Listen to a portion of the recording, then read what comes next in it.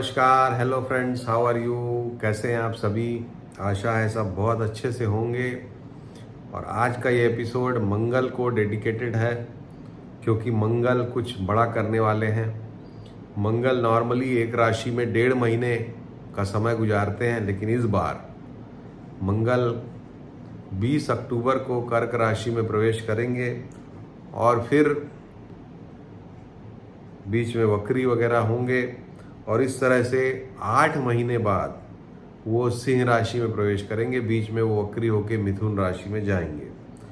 तो मंगल का ये 8 महीने का संचरण निश्चित रूप से एबनॉर्मल है, क्योंकि नॉर्मल तो 1.5 महीने का स्टे है। तो ये एबनॉर्मल है, और जब भी कोई ग्रह एबनॉर्मल मूवमेंट करता है तो उसकी धमक हमको अपने जीवन में भी दिखाई देती है, और मंडेन एस्ट्रोलॉजी में सारी दुनिया पे, देश पे भी दिखाई देती है। तो मंगल की बात करने के पहले मंगल के कारकत्व तो मैं बता दूं कि मंगल जो है वो कमांडर इन चीफ हैं, और यानी कि सेनापति हैं। इसके अलावा स्ट्रेंथ और करेज के मालिक माने जाते हैं मंगल। इसके अलावा जो भी चोट है, एक्सीडेंट है, वुंड्स हैं, कट्स हैं, ऑपरेशन है, उसके कारक माने जाते हैं। इसके अलावा पुलिस, मिलिट्री, वर्दीधारी जो भी हैं उनके कारक माने जाते हैं। और इसके अलावा मंगल आयरन, स्टील, केमिकल्स, इनके भी कारक माने जाते हैं। तो ये मंगल के कारकत्व तो हैं, और ये कारकत्व तो बड़े प्रभावी हो जाते हैं जब मंगल कोई विशेष घटना को अंजाम देते हैं। साथ ही अग्नि बोलना मैं भूल गया, अग्नि के भी कारक हैं मंगल। रसोई के कारक है मंगल। बड़ी बड़ी जो भट्टियां होती हैं उनके कारक है मंगल। विस्फोटकों के कारक है मंगल। इन सभी की बात आगे हम करेंगे। अब मंगल जब 20 अक्टूबर को कर्क राशि में नीचस्थ होंगे, तो उसके पहले लगभग 15-16 तारीख को सूर्यदेव, मंगल तो सेनापति हैं, राजा सूर्य भी नीचस्थ हो जाएंगे और तुला राशि में चले जाएंगे 15-16 अक्टूबर के आसपास। और जैसे ही मंगल 20 अक्टूबर को आएंगे कर्क राशि में, उनकी सीधी चौथी दृष्टि पड़ेगी सूर्य पर। तो नीच के सेनापति की दृष्टि नीच के नीचस्थ जो राजा हैं उस पर पड़ेगी। तो निश्चित रूप से मंडेन में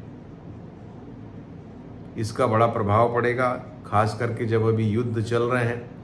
तो युद्धों में मंगल की महती भूमिका होती है, युद्ध का कारक है मंगल।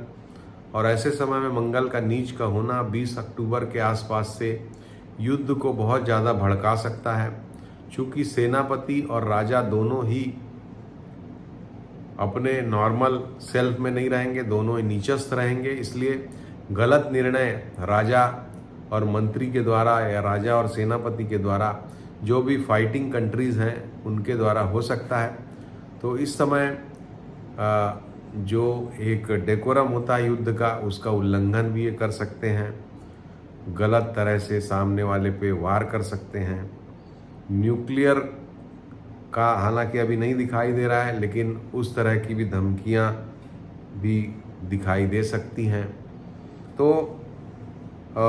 ये मंगल और सूर्य का नीचस्थ होना 1 महीने तक लगभग काफ़ी ज़्यादा दुनिया को प्रभावित करेगा, और युद्ध की आग बहुत ज़्यादा भड़कती हुई हमको दिखाई दे सकती है इस समय पर। जान माल की हानि भी होगी, लेकिन बहुत भयंकर नहीं हो पाएगी, न्यूक्लियर वगैरह नहीं होगा, क्योंकि अष्टम स्थान पे गुरु की दृष्टि है। जो काल पुरुष की कुंडली है उससे अष्टम स्थान पर गुरु अभी पूर्ण दृष्टि से देख रहे हैं, इसलिए बहुत ज़्यादा डेवास्टेटिंग डैमेज, जिसको बोलते हैं कि न्यूक्लियर वगैरह से जैसा होता है, वो नहीं होगा, ये निश्चित है। भारत पे इसका क्या असर पड़ेगा?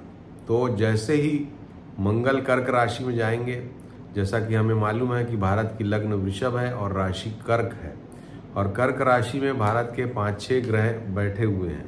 इन 5-6 ग्रहों के ऊपर से मंगल का ट्रांजिट इन ग्रहों पे अपना प्रभाव डालेगा और भारत में भी बहुत एग्रेशन आपको दिखाई दे सकता है। और मंगल जब यहाँ कर्क राशि में संचरण करेंगे नीचस्थ होकर के, तो उनकी दृष्टि मकर राशि यानी कि भारत की जो दशम स्थान है, राजा का स्थान है, उस पर पड़ेगी पूर्ण दृष्टि, और साथ ही शनि पे भी पड़ेगी यानी कि राजा पर भी पड़ेगी। तो मंगल का ये जो प्रभाव है ये काफ़ी नेगेटिव हो सकता है। और नेगेटिव किस सेंस में हो सकता है कि भारत में बॉर्डर पे इन्फिल्ट्रेशन हो सकता है बड़ी संख्या में दूसरे मुल्क के सैनिकों का। दूसरी बात, भारत में आतंकवादी हमले हो सकते हैं, बहुत ही ऑर्गेनाइज्ड वे में आतंकवादी हमले हो सकते हैं, उससे बहुत सावधान रहने की ज़रूरत है। पुलिस मिलिट्री के ऊपर एम्बुश लगा के हमला हो सकता है, जैसे कि आतंकवादी करते हैं या नक्सली करते हैं, उस तरह की घटनाएं हमको देखने को मिल सकती हैं। इसके अलावा मंगल जिन चीज़ों के कारक हैं, जैसा मैंने बताया, चोट चपेट एक्सीडेंट, इनकी संख्या भी बढ़ती हुई नज़र आएगी। आयरन एंड स्टील के सेक्टर में आपको कुछ एक्सीडेंट्स दिखाई सकते हैं, रेल में कुछ एक्सीडेंट दिखाई दे सकते हैं, बड़ा एक्सीडेंट भी हो सकता है रेल का, इतना बड़ा कि उससे सरकार को भी तकलीफ हो जाए, ऐसा भी हो सकता है। इसके अलावा गैस का लीक करना, केमिकल का, इंडस्ट्रियल केमिकल का लीक करना, ये हो सकता है। फायर इंसिडेंट्स हो सकते हैं। ये सब कुछ आपको कहीं ना कहीं छुटपुट इधर उधर, छुटपुट यानी घटना बड़ी होगी लेकिन स्कैटर्ड वे में आपको ये सारी चीज़ें दिखाई देती रहेंगी। तो इस तरह से मंगल प्रभावित करने वाला है हमारे देश को। देश की अशांति खतरे में पड़ जाएगी मंगल के इस संचरण से, और बहुत सोच समझ के संतुलित व्यवहार हमको अपना अभी बना करके रखना चाहिए भारतवासियों को। सरकार को भी मेरी ये सलाह है और निवेदन है कि बॉर्डर्स पे बहुत अलर्ट रहें, सिक्योरिटी फोर्सेस की सुरक्षा पर विशेष रूप से ध्यान दें। इसके बाद राशियों पे किस तरह का प्रभाव ये डालेगा मंगल का आना, तो सबसे पहले जिन राशियों के लिए थोड़ा सकारात्मक परिणाम है, अच्छा परिणाम है, वो पहले बता देता हूँ। तो वृषभ के लिए 3rd हाउस में मंगल का संचरण आपके पराक्रम को बढ़ाएगा, मेहनत ज़्यादा करेंगे आप, ज़्यादा सफलता मिलेगी। दूसरे नंबर पे जो दूसरी राशि है वो है कुंभ राशि। कुंभ राशि अपने शत्रुओं पे थोड़ा हावी होगी, शत्रु पराभव होगा, कॉम्पिटिटिव एग्ज़ाम वगैरह में सफलता मिल सकती है। तो कुंभ लग्न कुंभ राशि वालों के लिए। और इसके अलावा कन्या लग्न कन्या राशि के लिए भी मंगल का ये संचरण बड़े भाई छोटे भाई से धन की प्राप्ति कराने वाला होगा, दोस्तों से भी आपको लाभ होगा। और ये जो समय है, इस समय पर आपको अपने शत्रुओं पे आप भी विजय प्राप्त कर सकेंगे। तो इन 3 राशियों के लिए सकारात्मक परिणाम है। अब वो 3 राशियां जिनके लिए नकारात्मक है, तो मेष के लिए किसी से वाद विवाद हो सकता है, बड़ी गहरा वाद विवाद हो सकता है, और साथ ही हृदय से संबंधित रोगों से सावधान रहने की ज़रूरत है मेष लग्न मेष राशि को। सिंह लग्न सिंह राशि के लिए ये जो समय है केस मुकदमे वगैरह में उलझाव पैदा कर सकता है। इसके अलावा चोरी वगैरह के इंसिडेंट्स भी हो सकते हैं या लूट मार भी हो सकती है। अगर आपकी कुंडली में भी दोष है तो संभाल के आपको रहना चाहिए। इसके अलावा तीसरे नंबर पर धनु लग्न धनु राशि के जो जातक हैं उनको अपने स्वास्थ्य का विशेष रूप से ध्यान रखना चाहिए।